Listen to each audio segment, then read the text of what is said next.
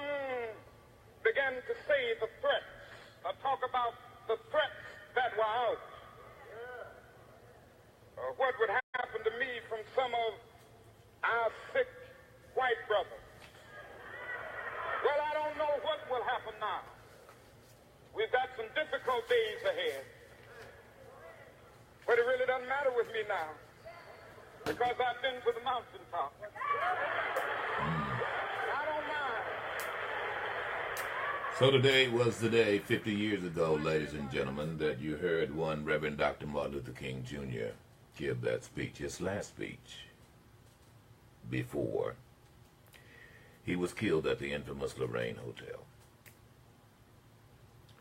He was 39 years old. Young man, 39 years old.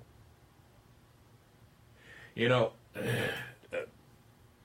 tomorrow there's going to be some commemorations there. Several 6 teenagers just walked 50 miles to commemorate the life of Reverend Dr. Martin Luther King Jr. Many of you have a solemn view. I don't. I don't focus more on his death than I do his life. I'm like that with anyone, including my own family. Some of you get so feeling bad, be remorseful, oh, so pitiful, so victimized. Martin Luther King was no victim. Neither was my mother and father. If anything, they were soldiers, and Martin Luther King was drum major. Nothing to be sad about. Nothing to feel pitiful about. Nothing to be crying about. Oh. Let me tell you, when soldiers go off to war and they die, trust me on this, they died for a cause, not because. And the emphasis should be on that. Their victories, not their demise. You do that maybe on the funeral day, but outside of that, look. I think that's the difference in how I see things and how some of you African Americans see things when it comes to history. Oh, slavery, downtrodden. I see the successes, I see the victories, I feel them. I'm here but by the strength of those that came before me. Not because they died, but because they killed. And I know they did.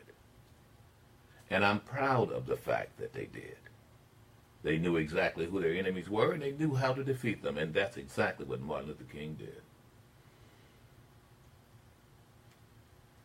You know, what's interesting about this, ladies and gentlemen, is that a lot of you guys don't realize just how significant his living was. And actually, I look back at this and I think of my own father and every ancestor and every person who lived on Victory Street in Hansborough. It's amazing. The man graduated from Booker T. Washington High School when he was 15. By the way, that's not unusual. By the way, that's not unusual. I know people right here, many, who graduated that early. I'm just telling you. It was not unusual.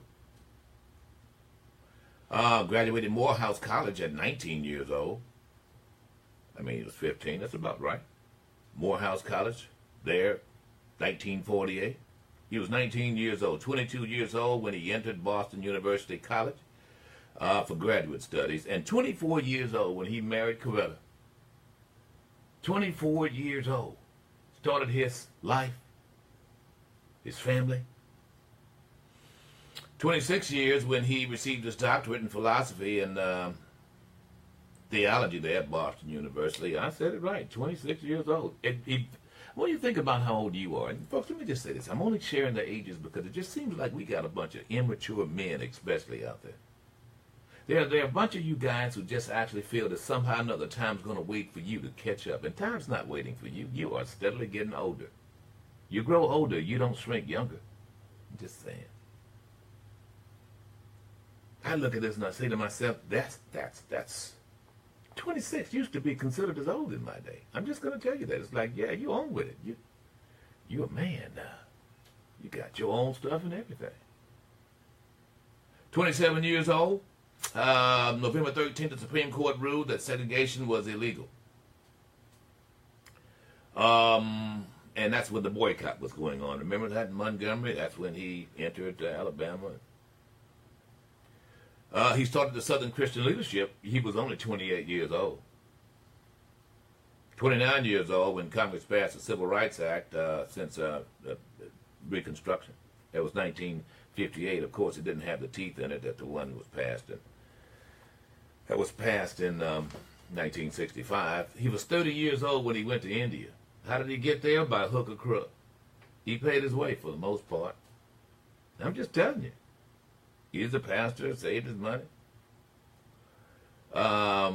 Co-pastor at Ebenezer. He was 31 years old.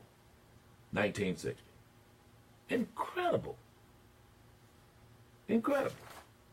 And I'm going to say this and then I will move on. There was an expectation that you grow up and be a man. That you be about your father's business, as that great book would say. That you start earning. And sit up under your mama. At some point, around 15, 16 years old, you be getting your crap together. So, today was the day when he gave that speech at the Masonic Temple. And by the way, that speaks volumes too. For those of you who just think that somehow or another that Reverend Dr. Martin Luther King did it all by himself, he did not. There were legions of people who supported him. The Masons were in the forefront. Not only that, the Alphas. I think he was an Alpha. Now, correct me on that if you guys who are in the fraternity. Don't have me just say it. I'm going by my recollection. And then there was the barbers, the beauticians, the restaurant owners, the African-American cab drivers. Literally every African-American who had a business made a contribution. Every church. No, just about every church that didn't have a scared pastor. So today was that day. You'll hear the mountaintop speech quite a bit. And now, ladies and gentlemen, he's become the poster child for oxyconservatism. You know, that's so. Let me just tell you, folks, it was the conservatives in the Democratic Party who hated and still hate Reverend Dr. Martin Luther King Jr. I'll tell you why. Because what Reverend Dr. Martin Luther King Jr. did was he forced the federal government to force the conservatives in the state to acquiesce to simple human rights and desegregation. What conservatives wanted in the South was exactly that. Don't let them tell you anything different. I've got ample proof. Enslavement, segregation, the feudal system, unequal education, all are conservative concepts. And I dare any one of you to call me and take issue with it. Please stand up. I will take you all the way to the Supreme Court to name conservative after conservative, all of which at that time was in the Democratic Party. Because you see, the grand old party of Lincoln, Republican Party, of which Reverend Dr. King was a member, believed in, get this, liberty of all people, the freedom of all men, the 14th Amendment. I'm just telling you. Which is the greatest reason why the Voting Rights Act of 1965 was passed. That's why. Wasn't because of the conservatives and Democrats. So you guys got to get out of this Democrat-Republican thing, because it's about what has controlled this country or limited the growth of this country has been conservatism. That's what it has been. I'm going to tell you why. Because they can't understand the Benjamin Franklin concept of be not the first to whom the new is tried, nor the last to lay the old aside. What they are about is about control. In other words, he who has the goal has the control. I mean, it really is. It actually doesn't just, the conservatism actually started in and around Great Britain and the Lords of London and the like. Conservatism is born out of the concept the peasants really don't know what they want. We need to give it out. We need to divvy it out to them. And we need to control the wealth. When you control the wealth, then you control the people. It's the closest thing to kingdoms as you can come. Now, they would lead you to believe otherwise. Oh, they don't believe it's small government and so forth. That's bull crap. The reality is what they want is strong states rights that allow them to dictate to their individual states' population. That's what they want. Which is why they felt that it was a states' rights issue when it came down to, let's see, whether or not someone was a human being or not, or whether they were property or not. That's why Calhoun argued as a senator in the early days of the 13 colonies that enslavement must be maintained, and which is why the founding fathers and stepfathers acquiesced, for the sake of keeping the 13 colonies and maintaining and developing a United States. So, Martin Luther King voted Republican. So that, well, if my dad was around then, well, if my dad was able to vote then, he would have voted Republican. That's why Eisenhower won throughout these United States, because Eisenhower, ladies and gentlemen, was not conservative, which is why he said, beware of the military-industrial complex. He was like Goldwater, a libertarian. You very rarely hear people say Goldwater is the father of conservatism, because he wasn't, exactly. They had to stop short of that. Hillary Clinton worked for Goldwater. It was more about individual rights, not control. Ronald Reagan was about control. So, I see that no one has stepped up to have this debate, so I will move on. I didn't figure you would. You only basically want to talk to people who agree with you. That's what conservatism is all about. Which is why, ladies and gentlemen, you will find those little enclaves here and there. But today's the day that Martin Luther King went to the mountaintop. The true activist that he was. Look, folks, it was a time when there was a passionate disregard for your own safety. You can't be an activist and worry about that. Help me out here. To the Undertakers. Well, there's no doubt. All right, folks, it's going to be an interesting morning. Look, I know he's been tweeting all night. For those of you who get into that, fine. I guess I'm going to have to, because I want to stay abreast. And it's now become presidency by tweet. And it's so demeaning. It is so demeaning. But I guess I don't have a choice. Well, I've got to, although I may not reverberate it, I've got to keep up. I got to keep up. Like it or not. Here I be, and that's what I have to do. All right, folks, a lot to cover here. Donald Trump is upset about a caravan of immigrants coming from Central America, Honduras, other areas, which is not unusual, really, folks. It's been kind of an annual thing. Annual thing in the sense that you've got some countries, Guatemala, El Salvador, pardon me, Honduras, who are experiencing extreme conditions and political conditions and deadly human rights outcomes, and so therefore many of the people are fleeing that, marching through Mexico and on to America. Mexico is not that thrilled to get any more of the Central American folks at all. I mean, they don't really have an open door policy in Mexico. Those individuals who make their way through are able to manage and escape and get into the poorest borders of the southern Mexico border, or in many cases turned around. In other cases, they're able to make it through. However, when you look at the dark network and see these legions of individuals with signs and so forth, it's just really quite ridiculous. You know, I'm going to tell you something. We're at a very bad place when actually we start propaganda like that. And that's exactly what it is. The video is dated. You cannot vouch for the fact that the people who are marching are actually from Honduras and actually on their way to the United States. However, that's what's being promoted. It's become, we've got a low battery here on this, guys. Yeah, it's become quite frequent now. Quite frequent, this idea and concept of propaganda for the sake of furthering the cause of Donald John. Hang on a second. There's a little maneuver here, folks. I apologize for that. Yeah, you want to take care of it? Good. So, Sinclair Broadcasting, that owns most of the television stations around the nation now,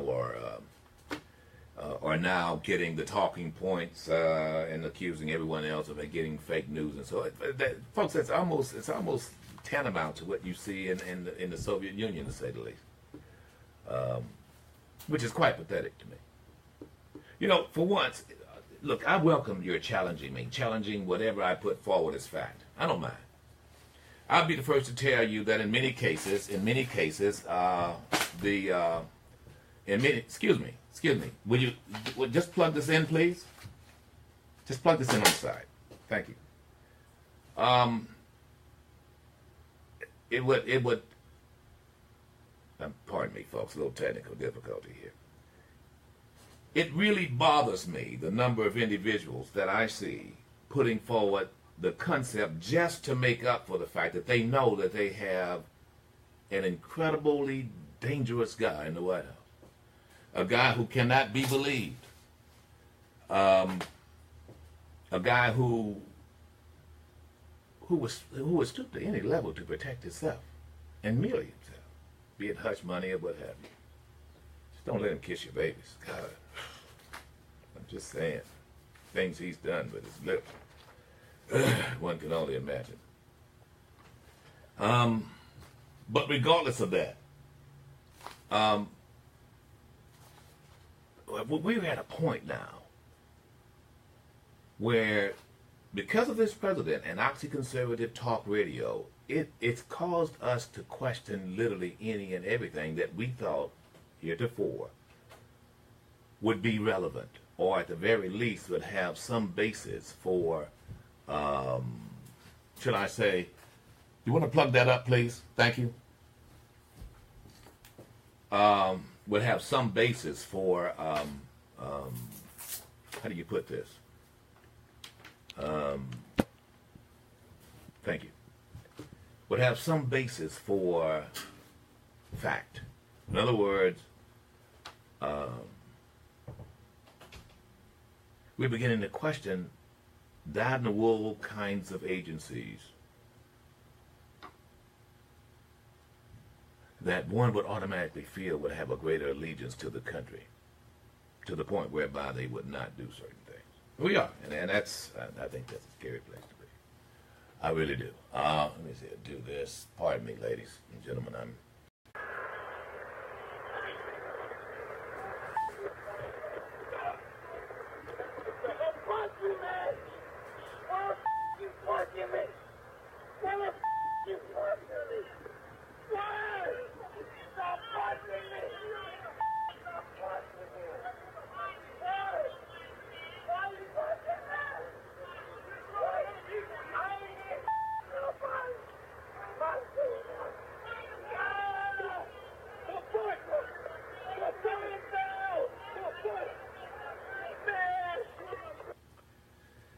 So you can hear the man screaming while you punch him in. He was being punched. There's no doubt about that. And I don't know, maybe you're in law enforcement and you can tell me, what is the procedure? At what point do you actually get a ball of your fist and you punch a guy? You know, folks, look, I know a little bit about this. I know that there are pressure points that can be applied to get submission. Punching has never been one of them, primarily because you can actually break a knuckle punching. There's some of you guys who get this. I know that you've had some training, bro, and there's a way that one can punch. Yeah. But every punch offers the possibility that you're going to break a knuckle or break a finger. Right. Depending on what part of the body you even punch. I want you to know, some people's head is hard as a brick. And, well, there's no doubt. And had he a pen, had he taken a pen, just a simple pen, and put it between the two fingers of this guy, he could have done anything with this guy he wanted to do. Yeah. Or simply applied light pressure to his nose, nasal cavity. I mean, they're oh, absolutely. Or behind the ear, or right below his medulla oblongata on his neck, without even having to do too much. I mean, you've got two guys there, one with his knee in the back, and trust me, submission, it's doable. And only in extreme cases does it not work. And when I say extreme, I mean like if a suspect is, on like a hard drug, like a PCP type drug, where they feel absolutely nothing. But that's only in extreme cases. Most of the rest of the time it works. Well, point is that they're there to apprehend, not fight, not beat this guy up. And that's exactly what you're looking at now. Now, what did the guy do? Well, let's see. He was drunk. So where is he going to go? Well, he's going to probably go home. So what was he doing exactly? Talking loudly. People thought that he was being disturbed, interruptive, and being, as drunks would do, or people who were having a mental episode would do. He's being combative, humbuggish. Some people just can't drink a beer without getting humbuggish. Yeah. You know what I mean? Now, I'm not excusing it. What I am saying is that why put yourself through this? Why would these officers put themselves through this? Let me tell you why. Because what they wanted to do was punish this man for not obeying them. You got me? And look, folks, some of you guys who are officers know what I'm talking about here. There are individuals who are seeking to make their work harder. You know, and some of you guys, you go at your job as a law enforcement without thinking to yourself, look, I want to have an easy day today. Now, do I really want to go out here and put my hands on or punch a drunk or shoot him? Your day just got more difficult. There was a time when officers thought about things like that. Oh, yeah, that's old Ed. Oh, that's old Forrest. That's drunk-ass Forrest. There he is again. Oh, here we go. Under any ordinary circumstances, a very smart cop, a community cop, would cajole Forrest into, Forrest, man, we can't do that. Come on over here. Come here, Forrest. I don't want to have to take you down. You know, can we talk about this?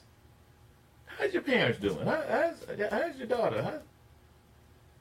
You been down what? You know, Bobo got sick the other day, Forrest. Blah blah. You know what I mean? That's de-escalation. That's de-escalation. That is, look, all I want to do is get some order back, get Forrest to calm down. He's drunk. He is always drunk. I don't want to occupy the tax dollars with me having to beat him up or having to put him in jail and through that. What did he do exactly? Well, he was was drunk. He was drunk. He was talking loudly. He was being disruptive, and the fire department came out there. He got combative with them. But no, that's not what you get from these guys. These guys want to chastise Forrest. I'll teach you, Forrest. I'll teach you. I want to make sure Forrest knows that they are dominant, supreme. My name is Forrest Gump. Now, had he been Forrest Gump, it'd be a different story. That'd be fine. That's Forrest Curry. Bubba. So, how does this turn out? Well, there's going to be very little protest about Forrest, except for the fact that there are going to be those who are going to come forward and say, well, you know what? If it can happen to Forrest, it can happen to me. And these officers now are going to have to go in and fill out a report, and there's some questionable details as to whether they followed procedure. They'll have to give some explanation as to why they had to punch Forrest 5, 6, 7 times. Gonna have a sore fist on that too, I can tell you that. Possibly a broken knuckle. Forrest is not going to feel good that day either. He's probably had to be taken to the hospital. The taxpayer's going to pay for that, because now he's officially in the custody of law enforcement. They're going to pay for Forrest to go in and be examined. In that time period, Forrest will sober up and probably open his eyes with a big headache and knots on his head and go, how'd I get here? What happened? What'd I do? I have no clue. And they did what to me? Why'd they do that? Man. I was just drunk. You see my tennis shoes? I just got those tennis shoes. Call my sister. Yeah, call her. She'll come get me. I mean, come on. I'm only saying this out of utter and complete respect for first Forrest and secondly law enforcement. This is not good policing. It really isn't. It just isn't. It's not. And I don't wish anything on law enforcement. At the same token, I just think it's time now. You know, I said I'm sick and tired of folks, the assailants or perpetrators, doing stupid stuff. Well, I'm tired of cops doing stupid stuff. This is just stupid stuff, bro. It really is. You know, and it doesn't merit going out, jumping up and down, and protesting. What's happened here is that chief of police should see this and go, call both of them in the office and say, well, no, we can't have this. You guys obviously have a problem. You obviously don't know how to do this job and be able to go home without a hurt hand. We're not in a hurt hand business. Well, unless we're having to defend ourselves. Well, no. So some of them have to assert that authority.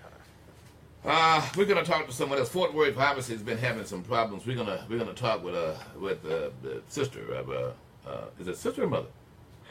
Sister of a man who was killed at the hands of law enforcement. It just made its way to the appellate court there in New Orleans, and they have ruled that her brother died at the hands of law enforcement. It was a no-knock search warrant, and on Jermaine Darton, 34 years old. He weighed 340 pounds. The first judge had ruled that he died of natural causes. The appellate judge said, no, he didn't. He died at the hands of law enforcement. They tasered him and put him in a position such that he died. So we talked to her. We want to talk to her especially about the about what's happening there in Fort Worth. Plus, we're going to talk to the Next Generation Action Network. Is it? Minister Dominic Alexander, founder of the Next. Okay, good. Minister Dominic Alexander, good, very good. We're going to chat with him. When I say Action Network, it implies that they're going to get something done. We're going to find out exactly what here in just a little bit. We certainly shall, because no one else will, and that's what we do. We do it all the time. My compliments to Barkley. Charles Barkley's donating $250,000, $250,000. Charles Barkley. You know, it takes a Donald Trump for Charles Barkley to change his colors. I am slightly impressed by Sir Charles. I am too. There was some criticism early on of him, and of course his position with President Barack Obama. So he's going to donate $250,000 to the Hernando-based Community Foundation of Northwest Mississippi, who is providing that money to support history, actually, the teaching of history and science and technology and the like, to 4th and 12th graders and between Alabama and Mississippi. Charles is from Alabama. Yes. How about that? My man. All right, what else here is, I'm meandering through it. A lot of stuff here. Did you see the Dearborn, Michigan video?